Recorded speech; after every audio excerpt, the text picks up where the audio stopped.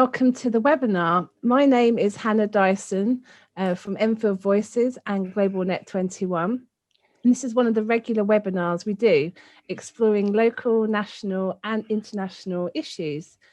So in tonight's webinar, we're delighted to have Emma Radway-Bright, who'll be discussing a clash of cultures. And we're going to call this webinar International Childhood Tales. We will be exploring uplifting and inspirational stories from Emma's international childhood, and we will explore how these experiences can shape our identity and ultimately our life. We will explore how childhood experiences can influence our mentality, ambition, and decisions through life. How do our experiences observing and interacting and learning from our grandparents influence relationships, our approach to life, and our confidence?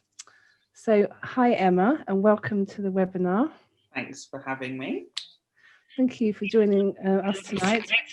Could you tell us briefly about yourself and your background, please? Okay, so, well, obviously I'm Emma. At the moment, I'm a psychotherapist working in London, but obviously online because of the pandemic. Originally, I would say I'm a true Afro-Caribbean in the sense that my mum is from the Caribbean. She's from Barbados, which they say Bajan rather than Barbadian.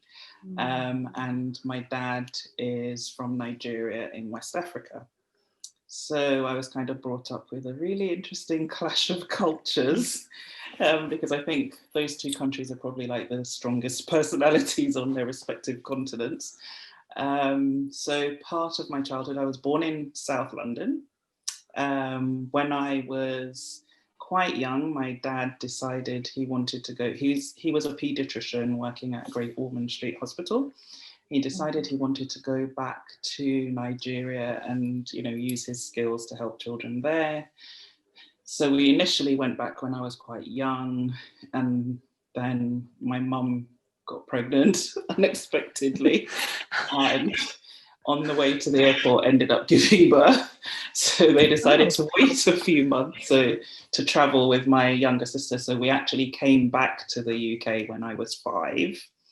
Then my dad decided to do some specialist training. So we went to Dublin. And then, so my first couple of years of primary school were in Dublin. And in a Gaelic speaking school as well. So I had to learn Gaelic. I can't remember any, but I think I was just so young, I picked it up really easily. I did wonder why you said Dublin, but that makes sense why you went to Dublin. And then when he finished his training, moved back to Gosh again. So we came back to London. And I don't know, my dad always had these whims of helping children in Africa because obviously he was a paediatrician. So for my secondary school, they thought I could do with a bit of culture.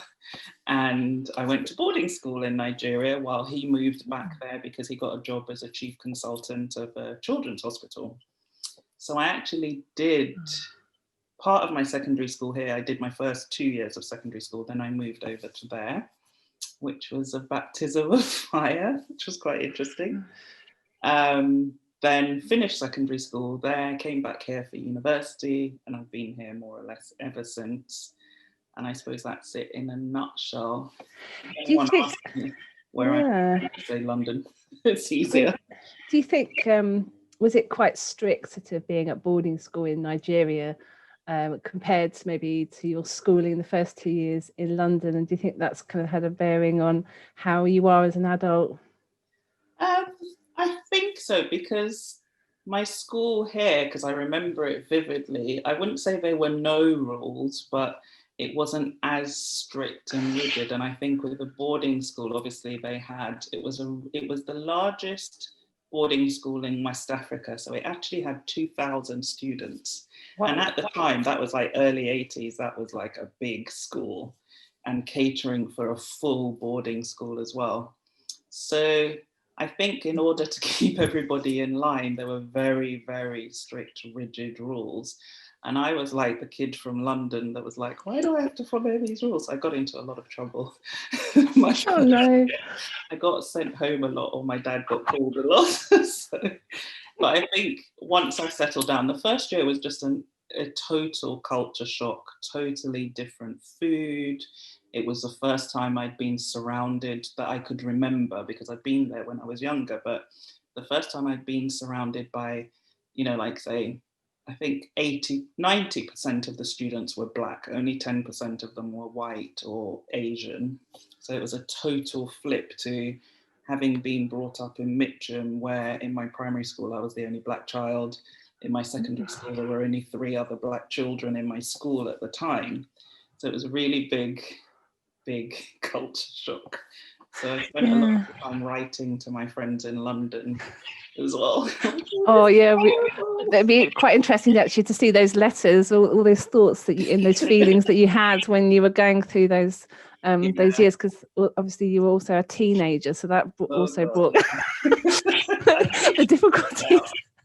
I've still got my diaries from those years, which is because I've kept all my like childhood diaries and stuff. And sometimes I have a really big giggle reading through some of the stuff. So kind of a rebel in the making. But but people, I suppose in Nigeria or London really, especially with secondary school and maybe primary school, were they quite ambitious when you were growing up, or did you get your ambition from your parents? Because I know you eventually trained as a scientist, and so you also did quite well at university, and you sort of had those qualifications that went into the science world. So did it all start when you were at secondary school in Nigeria, or was it your parents or your dad?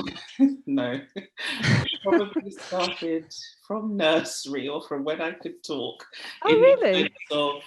Well, my dad was always, he did it, funny enough, he did it to my daughter as well. He was always like, you're going to be a doctor when you grow up, kind of thing.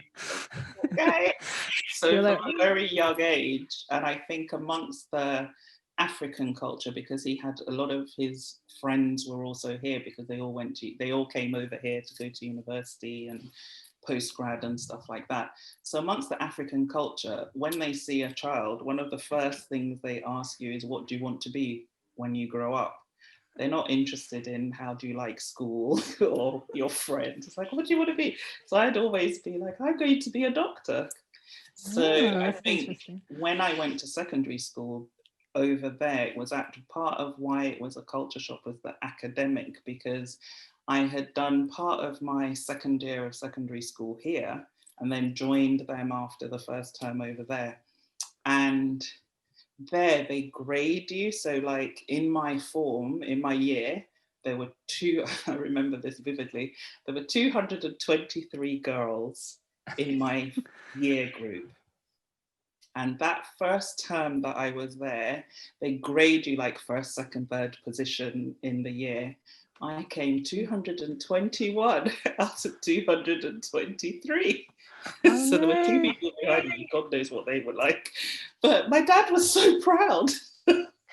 Because everyone else was really scared, it was such a big thing. They were so competitive and academic, and it was such a shock to me because the maths, the English, there was no way I was on that level at all. So I think the teachers were even quite generous in not making me last. So the standard is really, really high. High. The expectation is very, very high of the level of work. Prep was, because I had read Mallory Towers and all those things, and I thought prep was when you're going to just sit down and chat to your friends and eat biscuits. And no, prep was like proper studying. It'd be silence.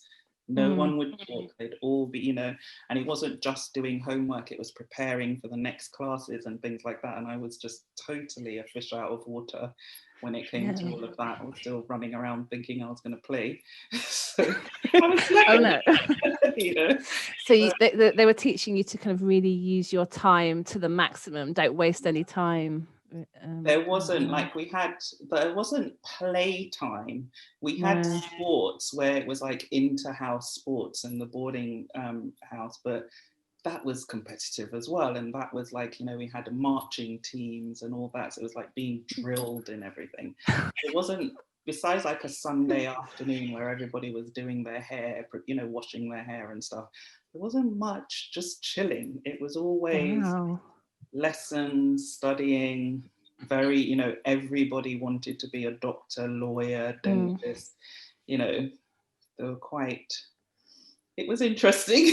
So I guess even if you don't have maybe a natural ability, academic ability, if you sort of apply yourself, they thought, right, with hard work you can get to your goals. That's what they were instilling in you. Because it's funny, because like I was thinking about it today in preparation for this, that a lot of my dorm mates, like that were my good friends, that we shared the same dormitory, like particularly in my old, like last 2 years there, you know, going through them, they're doctors, they're lawyers, you know, director of this, and, you know, they've all done really, really well. And a lot of it, I think of, a couple of them weren't that bright when we were younger, you know, but obviously that work ethic and the expectation, I think a lot of it was the expectation that was put on, that you did have to work hard to get what you want. Of course, there were some really wealthy girls there, but I think actually they also worked hard, because at that time it didn't matter how rich your parents were or whatever, the school was a really great leveler of everybody, still had to work hard.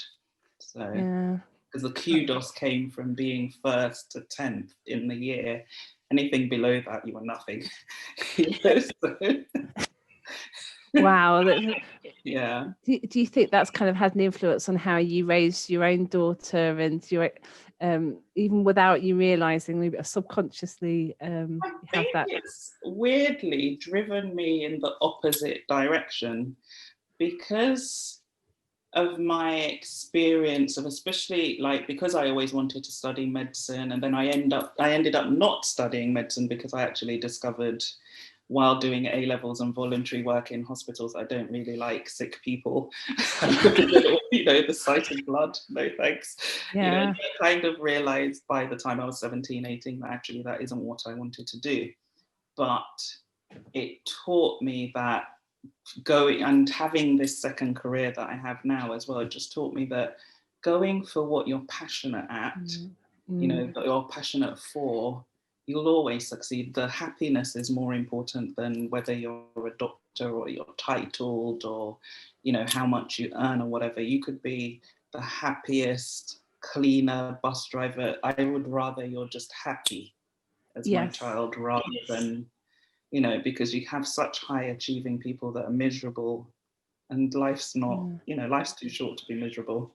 And that's not sustainable, I guess, because even if obviously the ambition starts in the school and then you get your goals and you're a doctor, a lawyer or whatever, it's not sustainable if you're unhappy and unfulfilled, perhaps. All of that doesn't mean anything if you're not happy. Yeah. Happy and healthy is all I want, you know. I say to her all the time, I'm always trying to talk her out of things, like, are you sure you want to do that? Don't you just want to play? So, I'm one of those horrible mums. You just want to get a jigsaw or something. No, but then I have a child that is the total opposite to me, that is really conscientious and loves working and gets excited about school. Like when she was in primary school, she used to get so excited every morning about going to school, and I'm thinking, how is this my child? You know, so. It might be something, I guess, something natural. I mean, with the culture of like Barbados and Nigeria, Dublin, the UK, how do you think that's influenced maybe your I guess your education and your ambition in like the clash of cultures? Well, I think the Nigerian part really did play a big part, because of, I think those 4 years of going to secondary school in Nigeria really played a big part, because it's not just the academics, it's everything about the culture and being very forthright and very confident in who you are as a Nigerian. And the interesting play on that is that throughout secondary school, everybody would always say to me, oh, but you're not Nigerian, you're, you know, because they have this saying that if your parent is West Indian, they don't care what island in the West Indies it is, they always just say Jamaican. And they don't say Jamaican like, oh, you're Jamaican, they say you're Jamo. It's just like a slang thing. So they'd always go, oh, you're not Nigerian, you're Jamo. And I'm like, no, I'm not, you know.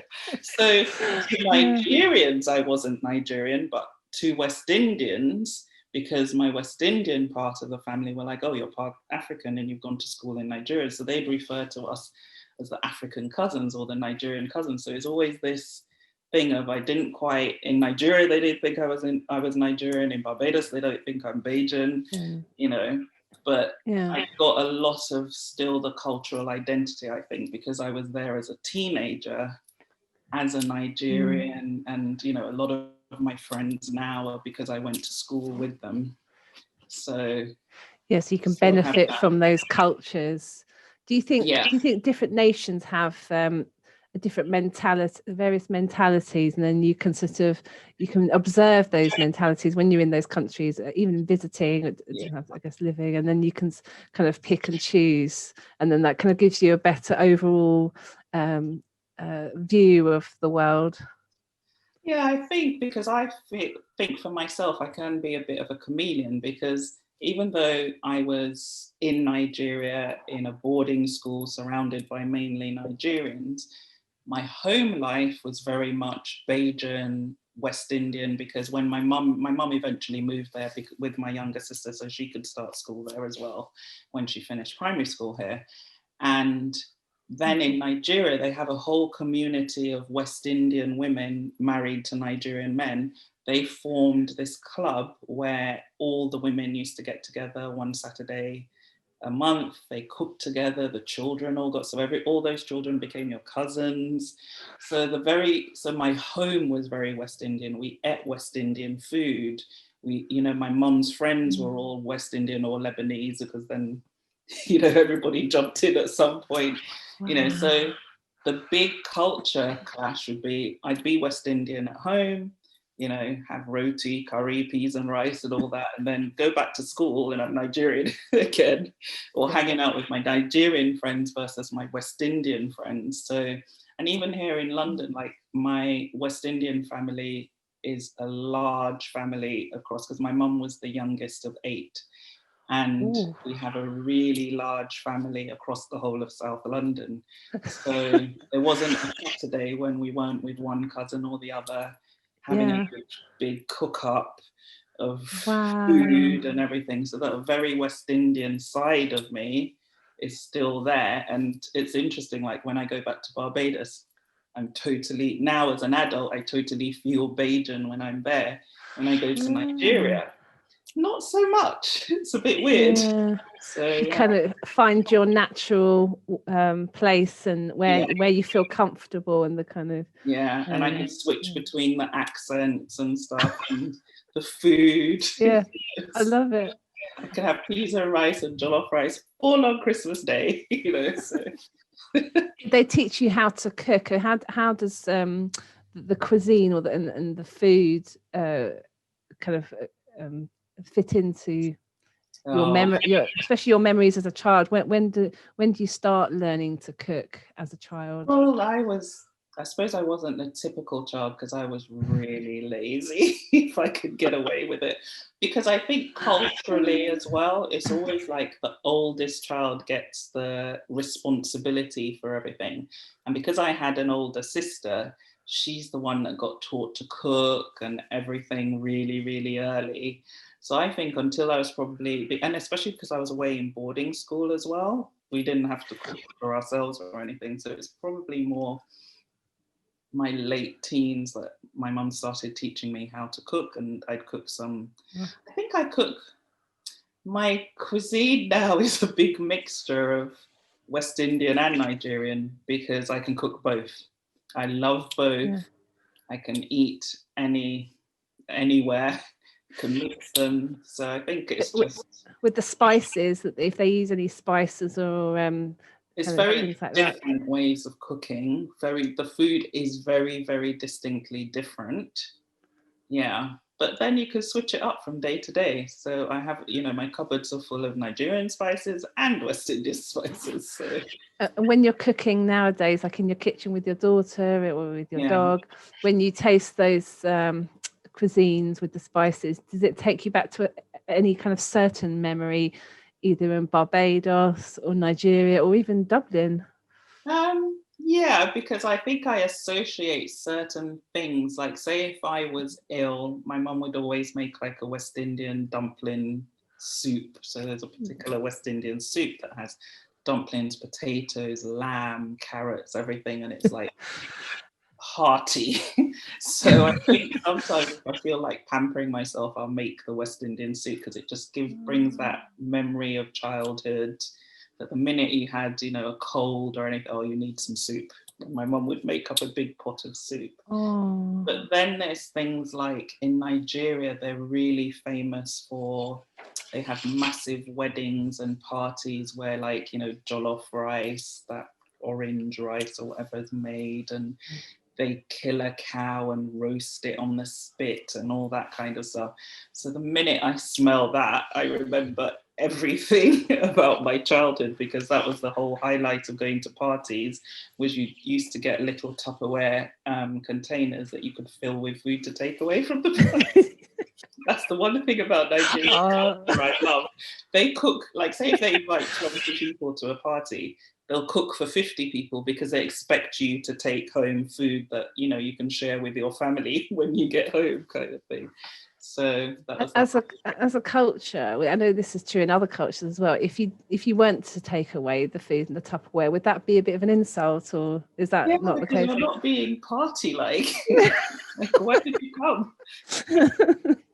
It's the thing I've seen. It's funny. I saw a comedy sketch on, I can't remember the comedy. It's a black comedian on TV, and she did a sketch about Nigerian women all sitting around a hospital bed, and someone brings the jollof rice, and they all have their bags of Tupperware under their chair, waiting to take some home, because it's almost like, here a cultural thing, like, and with West Indians as well, like before you go to a party, my mum would make sure have you eaten lunch, make sure you eat before you go because you're going to be out at someone else's house. But in Nigeria, the whole point is not to eat before you go, because you're going to eat when you get there and you're going to bring dinner home as well. Probably for another 2 days or 3 days. Yeah, the culture clash in that way was quite funny, because my mum would be making us eat before we go out. We're like, but we're going to eat when we get there. And you can't really say no when the auntie offers you food either. You can't say, I've eaten already. Oh my God, she spent all afternoon cooking for you. So it would almost be like a rejection of your auntie, almost, if you would say, oh no thanks. What's wrong with them? Like, Whereas my mum was being very West Indian and making sure you've eaten before you go, so that you don't put them out of their way, So that's true, actually. She soon learned. So, because I think a lot of parents in this country would say, oh, it's a bit rude to kind of maybe take things out of the fridge if you go to your friend's house, or don't. There's that kind of worry. You don't want to be too kind of get there and go, I'm hungry. Whereas a Nigerian auntie would be so pleased if you came in and say, oh, I'm hungry, auntie. She'd be so relishing the fact that I'm to you, don't worry. So opportunity to show love and tenderness and compassion. Definitely. And I wondered, in terms of sort of community action, because there's a lot of talk about sort of how communities can get together and help each other in different ways. Because it's obviously need, especially in a pandemic. But how's your childhood or your international childhood in different places shaped your ideas or your views on community action? I think for me, maybe because my dad was a pediatrician who had this, need to go back to Africa and help children in Africa and stuff. So a lot of my teenage years when I was back there, like when I was on holidays back from school, was going and helping out in the hospital, holding babies, things like that. So, and because it's a bit, my idea of community, I think, was totally shaped by him, because even when he wasn't working, if anything happened to a child, I vividly remember once a little girl got knocked over on the road outside our house, and everybody, carried her in, and she was on our dining table, and my dad was looking after her and saying, get this and get that, because as a community, everybody would look out for children. regardless, it's the same thing that if you did something wrong on our road, any of the mums could tell you off and give you a clip around the ear, and you wouldn't dare go back and tell my mum that somebody hit you, because you get hit again for, why did someone hit you, what did you do, rather than, oh, poor you, kind of thing. So I think my sense of community and giving back to the community came a lot from that kind of influence, because all our holidays were spent helping and stuff like that. And even when I came here and I was at university, all my holidays were, helping the homeless out. But that was also driven by my professor, because it was a rheumatology department where I was doing my PhD. So we'd go out and, do stuff with homeless people, look at their feet, help them with shoes, things like that, clean up sores and things like that. So I think from just seeing the depth of poverty and thinking how much you could help when I was younger, now informs how I feel about always being part of a community and helping people, living together, sharing. Sharing and I suppose because your dad was a doctor, a paediatrician, you saw him give so much and helping people and using his skills and his brain. And what did you study at university, Emma? So I originally studied medical microbiology, and then I went on to do a PhD at UCL in the Department of Medicine, and my specialty was in rheumatology, kind of. Wow. I think, do you find kind of the area of trauma and orthopedics quite interesting in terms of hospitals? Yeah, I think I used to, because when I was a scientist, I still feel like a scientist inside, but obviously I've changed career since then. But I think part of my interest in trauma and how people responded to trauma emotionally actually started from the work I was doing in the labs. Because when I was, talking to patients, because I'd have to talk to patients about their illness, get samples and stuff, I'd always start off by talking a bit about them, and you get a sense of their feelings and how they're dealing with the trauma of what's happened to them.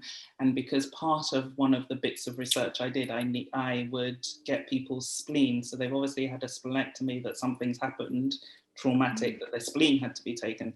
So I'd always go and talk to them about my research, because obviously they were donating their spleen. So I'd go and talk to them and say thank you and stuff and talk to them. And I think parts of that were part of my seeds of how people relate to their emotions when they've experienced trauma. So yes, you've had a lot of experience talking to patients and from different, very difficult traumatic situations. So you, in a way, it's like a natural career path for you to become a counsellor, and you're doing that full time now. Yes, loving it. Do you think you will ever go back to being a scientist, or do you think this is it? You're going to focus on your counselling? It would be hard to go back to being a scientist. I still have a deep interest in science and read loads of stuff and keep up to date on what's going on in my areas of interest. But I think what I find hardest is working for somebody now. I quite like working for myself and doing something I'm absolutely passionate about. I was passionate about science when I was doing it, but now I'm passionate also about working for myself and being independent. So it's unlikely I could start up a pharmaceutical company by myself. So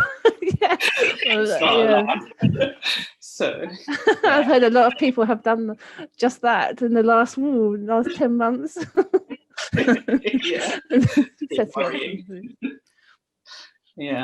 And we're coming towards the end of the webinar now, but I wanted to know if people are interested in talking to you about sort of different career paths, or they want to discuss like a clash of cultures and sort of get in touch with you. How is it best to get in touch with you?